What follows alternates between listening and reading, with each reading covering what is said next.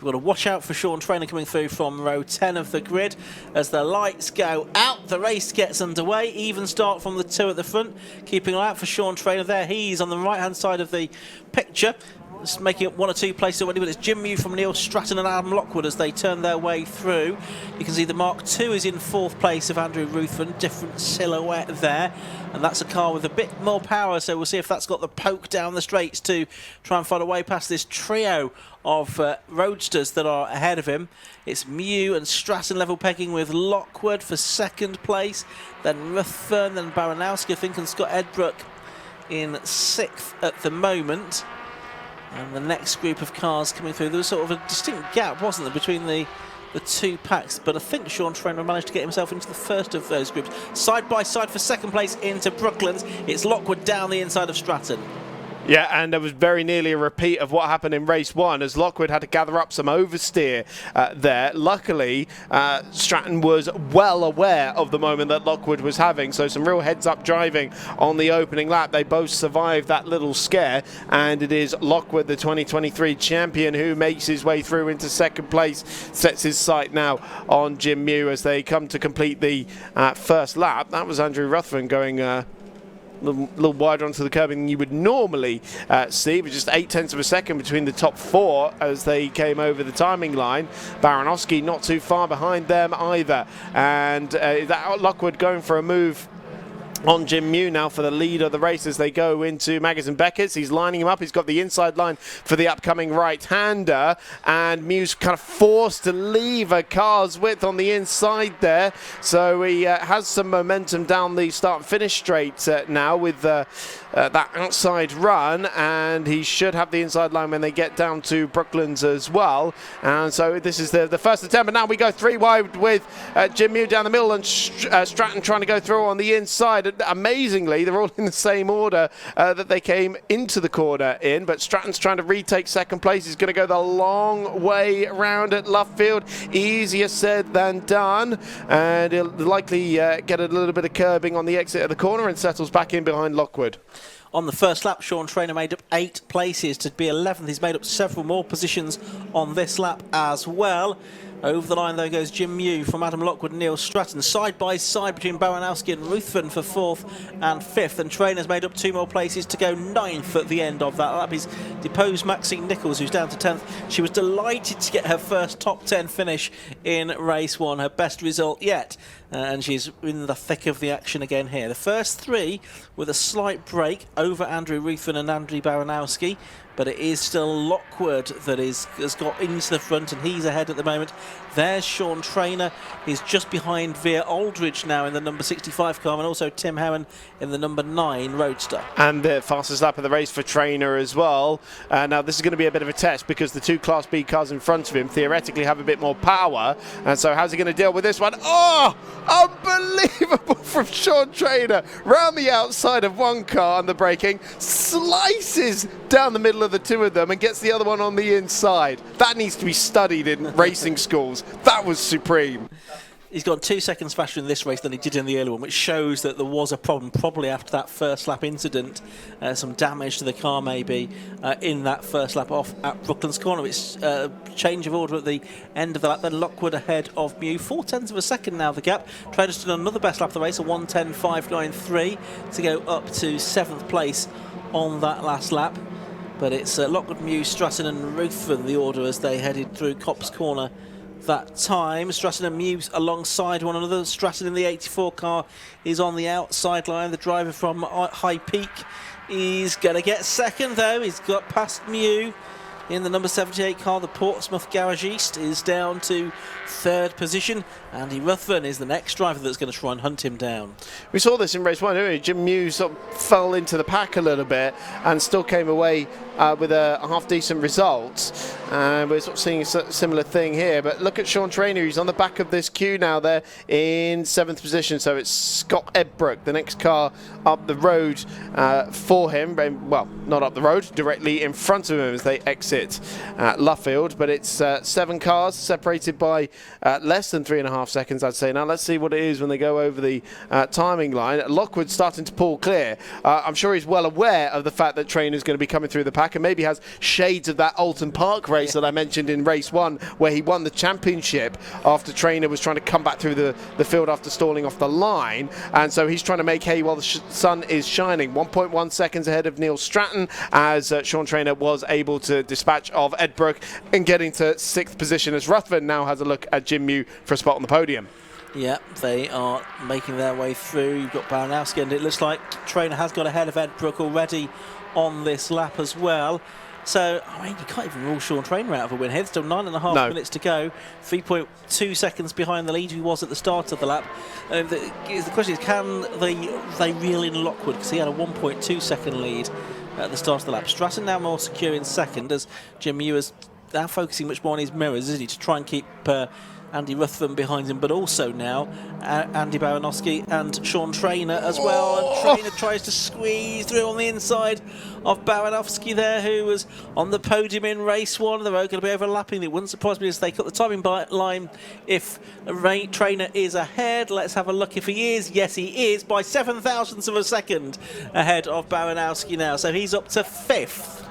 Side by side into Copse as well, so consolidates the position as they go through the right-hander. But I tell you, Jim Mew, Ruthven, they could all do Adam Lockwood a huge favour in this race if they manage to keep Sean Trainer at bay for a little bit longer. But this does just have shades of Alton Park all over again, where Trainer's storming up through the order and Lockwood's out there leading. The pace is very similar at the front of the field, and the problem he's got is that Stratton is also in sort of clean air, so he's not going to be squabbling with other cars at the moment and losing pace because of that. Trainer to the outside of Jim Mew now, and that's another one picked off for the 5-time series champion going into Brooklands, and so that should be 4th position now, with Ruthven up into 3rd as well. Oh no, wait, hang on a minute. Where's Jim Mew fallen down to? That's a good question. We'll pick it up in a minute. They're coming through. It's 3rd on the previous lap, but it's Lockwood, Stratton and Mew in 3rd, and then Ruthven in 4th, Trainer 5th is the order at the end of that. Must have been, apologies, that must have been Baranowski having a look back at Sean Trainer, but it was definitely had to redo that move into Brooklands. Yeah, that's I think that's what's happened there. Trainer making another attempt here on Andy Ruthven. It's the 10th anniversary this year of his first championship win, Sean Trainer. That was in one of the Mark II cars, like Ruthven is driving, and he won 4 of his championships in 15, 17, 18 and 19 in one of the 1990s cars. And then he switched across to the road. It took a few years really to get into a position where he was quite as happy with it as he had been in the Mark II, but then did win the championship in 2024. And he's going to get a move here on Ruthven, isn't he? Yeah, Ruthven pressured into a mistake, it felt like there. And Trainer goes up to 4th position, and Baranowski's followed him. Yeah, right around the outside of Luffield as well. So that's a cracking move from Baranowski as well, and opportunistic as well to go through into 5th position. Trainer up to 4th now. Next car up the road, Jim Mew. And Adam Lockwood is maybe going to be seeing Sean in his mirrors a little bit now and thinking, please hold him up as long as possible. He's still got 1.3 seconds over Neil Stratton in 2nd position, but Trainer from, what was it, 16th, no, 19th on the grid, is now staring down the back of a podium finish in this race. So into Beckett's they go then. It's Trainer there, up to 4th position, still with the fastest lap of 1:10.089. Best lap in the early race was a 1:10.290 for Jim Mew, so he's gone faster than that, that's for certain. And that's a very good lap time indeed. A record there is a 1:10.02, so only a few hundredths away from his own lap record there, Sean Trainer. A bit sloppy into Brooklands that time. That's cost him a bit of time, I think, to Jim Mew. Back into the clutches he goes of Andy Baranowski. Ruthven, who is still going to pick up a class win here by the looks of it, although he's not going to get the overall win as it is earlier on. Bit of a contrasting race, from 1st in race 1 back to 6th in race 2. What's his pace like compared to earlier on? He's done a 1:10.938. So he's actually gone faster in this race than he did in the earlier race, and still is 6th. I think the door sort of opened up for Rutherford in race 1, did. really, and then once he was ahead, it was very difficult for other people to pass him. Exactly. I think that's had a bit more of a factor in this one, whereas these guys can use their cornering speed to pull away a little bit and negate the advantage that Rutherford has in a straight line. So that record, I think that's the Class B lap record, isn't it? I think the ultimate one for MR2 is at 109.76 from Aaron Cook. Quite correct. Here's another move, though, for Sean Traynor, trying to take 3rd position away from Jim Mew. He's on the inside on the exit of Beckett's, but will have the wrong line going into Brooklands. That hasn't stopped him at any point so far this weekend, I don't think. This time, Jim Mew, I think that's the first time anybody's been able to defend a Sean Traynor move down at Brooklands so far. Seems that way, doesn't it? It's been really, really feisty through there. In danger of leaving the door open there for Andy Baranowski. But he's trying to swing the car out of Luffield and get some really good momentum down the straight. Yeah, let's see if that does pay into his hands and he can get up into a top 3 position here. It doesn't feel like he's close enough at this point to make a move into Copse Corner. Meanwhile, Adam Lockwood now has exceeded by another 0.6 of a second. He's done a PB. It's now nearly 2 seconds, virtually 2 seconds now, Adam Lockwood's lead. So he is looking good for what would be his first race win of the season. And so actually Baranowski was coming back at Sean Traynor there, and this might be a spot that Traynor loses as both he and Jim Mew go a little wide. So Baranowski's upsetting the rhythm here for Sean Traynor a little bit. I don't think he'll have the legs on the straight to compete with Traynor. He had that slightly better exit, and he's got a tow from Jim Mew. We're seeing that Traynor can already slice and dice between cars. Here he goes to the outside again, but it's wide for the number 27 machine. Now Baranowski's already had one invitation to go on the inside. He's had another one here, absolutely level pegging as they go through Luffield. They lean on each other a little bit. Baranowski has a slide, gathers it up very nicely indeed. He does, yes, but has just lost that momentum there. So it's going to be Traynor that's solidifying that 4th place at the moment. They go over the line, 10 laps completed, probably 3 more laps to go in this race, all being well.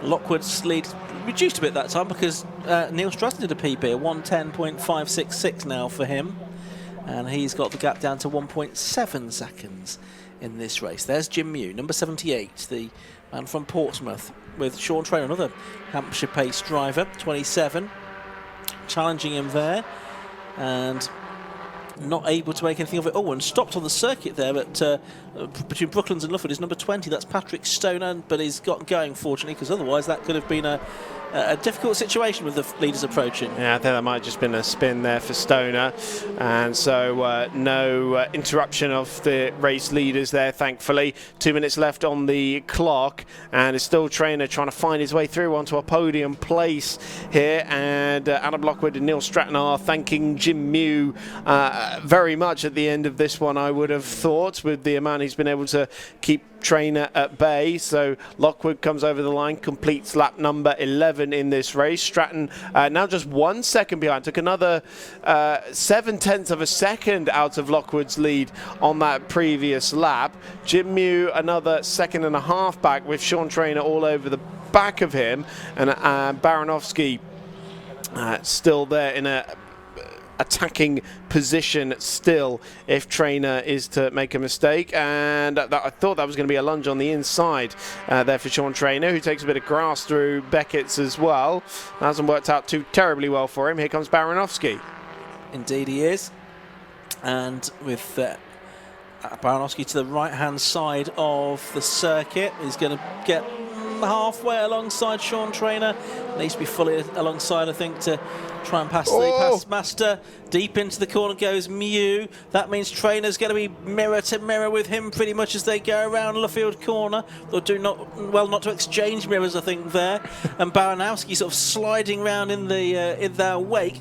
It is Mew that is still going to hold on to that 3rd position just as they now go on to their final lap. Lockwood it is leading Stratton by 0.6 now, because it's come down by another 0.4 that lap. Yeah, so don't count out Stratton here for his first win in the Rogue Motorsport Toyota MR2 Championship. Don't count out Trainer for a spot on the podium either, because that moment from Matt Mew shows that he's really under pressure, and Trainer's going to keep forcing him into those mistakes. But there is race leader Adam Lockwood. He's got to try and repel a charging Neil Stratton here in that yellow number 84 machine as well. Trainer's through into third position. He did that on the exit of Cops on the way into Maggot. So Jim Mew has been dispatched from the podium placings. Baranowski fancies a run at fourth position as well. Here are the leaders coming into Brooklands for the final time, and it doesn't look like Stratton is in a position to really mount a challenge. It's just on Lockwood to not make a mistake, which he's done ever so slightly wide through Brooklands. If he just keeps it neat and tidy, he should beat Stratton to the line. Should do. I think he probably is going to. Through Luffield he goes, just Woodcut corner to go. He's got a couple of lengths in hand over Neil Stratton, so it's going to be the man from Portsmouth that is going to win the race here. Up to the line he comes and takes the checker flag to win by 2/10 of a second. It came him down on another 4/10, and it's Sean Trainer that does get third place in the end, making that move on the exit of Cops Corner on the last lap. So from 19th on the grid to third place for Sean Trainer, the man that was leading the championship coming into this weekend. He gets it of Jim Mew, Andy Baranowski, Scott Edbrook is 6th. Ruthven, Andy Ruthven is 7th, winning Class B. For the Mark IIs from Tim Heron. Maxine Nichols, another great top 10 result for her in 9th place. She'll be so happy with that. And Via Aldridge rounding out the top 10 in car number 65. Another great race. It was, you know, Adam Lockwood had it in control for a long time, but it is in doubt in the last lap or so. Yeah, even on that last lap, it was another 4/10s that Lockwood had his advantage eaten into by Stratton, but they'll be buying Jim Mew a beer, I think, at the end of that one, because he did them a big favour keeping Trainer at bay. So it's Adam Lockwood then ahead of Neil Stratton by 2/10 of a second. Sean Trainer completing the podium on that final lap ahead of Jim Mew. And Andrew Baranowski in 5th position ahead of Scott Edbrook. Andrew Ruthven, not the overall win in this one, but another Class B victory ahead of Tim Heron. Maxine Nichols, another top 10 as Ian mentioned, and Via Aldridge completing the Class B podium and the top 10 ahead of Aaron Laverty, Benjamin Gallagher and Ian Leadbitter, with Jonathan Grimes completing the top 14. Gavin Aldworth, and then Jason Crossley, Richard Dales and Andy Williams, with Andrew Strange and Daniel Farmer completing the top 20, Ed O'Kane, Jonathan O'Neill, Martin Algett, Tim O'Brien, Jason Crow, and then Richard Brown and Oliver Aldworth in 27th, and then Neil Hurren, Joseph Jones and Patrick Stoner. And we did get all 30 cars over the line for the checkered flag as well. That's the second time that's happened today. Absolutely, great result from the MR2s, demonstrating the tremendous reliability of the Japanese cars, the Toyotas. So it's an all roads to podium this time. Adam Lockwood successful, taking the checkered flag by 2/10 of a second. Neil Stratton second, but I think Sean Trainer, that'll feel a bit like a win for him, having come from 19th on the grid onto the podium, as the MR2 Championship will move on to Snetterton for races 5 and 6. Let's go down to Kieran Mogg in pit lane. See the embracing between Adam Lockwood, Neil Stratton and Sean Trainer there. All three of them doing exemplary then in that last race. But we'll try and jump in with Adam Lockwood. Just once I finish chatting. Can I just see you for a second, Adam? Sorry to pull you away. That was impressive. Oh, thanks very much. Yeah, that went to plan. Just for a change. Yeah, managed to get past Jim, and don't know if I needed to get past Neil or not, but I managed to get past people early on and just sort of pull away. Slowed up a little bit towards the end because I think they showed me a track limit board, so I thought I'd best make sure I'm on my best behaviour after that. So, but yeah, good race. It's very hot in there though. You managed to keep a gap back to Neil as well. Yeah. Last couple of laps he did reel it in a little bit, but yeah, I was sort of taking it a bit more easy there then. So. Nice way to end the weekend though. Say that again? Nice way to end the weekend though. Yeah, couldn't ask for more really, apart from maybe an outright win in the first race, but you know, that'll do. I'll take it. Absolutely. Well, congratulations then. Thank you. Cheers, thank you. We'll speak to Neil Stratton. Second place, couldn't quite catch him. No, I was catching him towards the end, knowing Adam was probably backing off. But no, it's been a really good race. Had a good fight with Jim in race 1 and race 2. Jim's been driving in a condescending manner all day, really.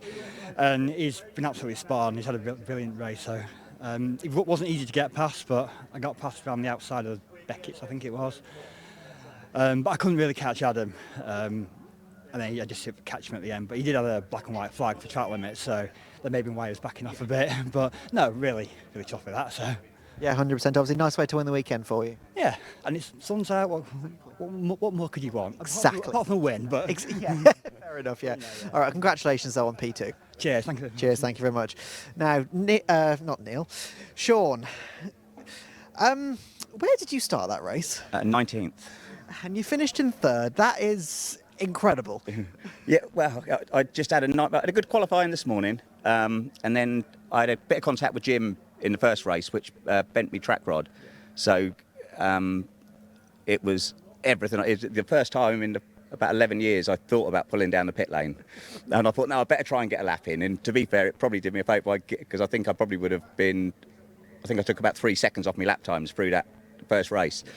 So it probably brought me up probably 8 or 9 places, which without them 8 or 9 places, I don't think I'd have got here. And to be fair, Jim, he drove like a demon. I thought and I'd almost give up trying to get past him, because I thought I'm going to have to chuck up the inside, and I've already had contact with him today. I'm not going to do it. And then he just outbraked himself at the end of the Wellington Straight, so I managed to. But then he come back at me again down the Wellington Straight the next lap. It was like, but he did. To be fair, he deserved to. It's a shame he couldn't have got his first, because I think that would have been his first podium. I think so. Yeah. And but he absolutely drove so well. I thought there's no way I can get by without taking a lunge that, you know, I've already had contact. I'm not doing it again. Yeah. So yeah, it was a shame, really. Shame that we couldn't both be on here. It is a shame, yes, 100%. But I just want to quickly ask you a question that I've been instructed to ask you. There is a superstition that you don't clean your car. No, not at the racetrack. That's right, yeah. And I came back and found someone cleaning it after qualifying this morning. And to be fair, they never actually came back. It was my mum, actually. And she never, after the race, she never actually came back for about half an hour, because she thought. But to be fair, it was all my own doing. It was a silly mistake, and hopefully I learned by it. Well, there we go. It's clearly worked at P3 from P19, so congratulations. Cheers. Thank you very much. Now, coming up next, the cars are on the grid for the second race of the Absolute Alignment Swift Sport Challenge.